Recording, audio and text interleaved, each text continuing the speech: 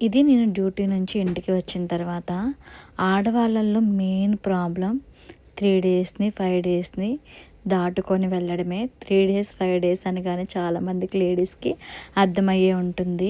ఆ 3 days, 5 days మనం ఎంత బాధనైతే భరిస్తామో, ఆ వెళ్ళిపోయినాక మనం ఇల్లుని శుభ్రం చేసుకోవడానికి కూడా అంతే బాధను అది కూడా మనమే భరించాలి.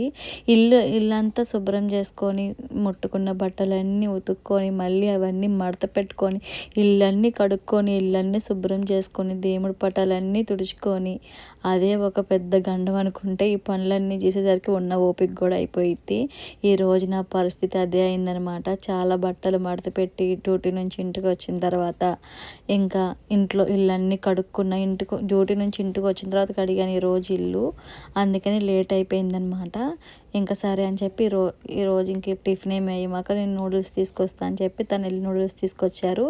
ఈలోపు కూరగాయలు కూడా తీసుకొచ్చేసుకున్నాను. రేపు మార్నింగ్ కావాల్సినవి అన్నీ రేపు మార్నింగ్ ఒక స్పెషల్ ఉంది.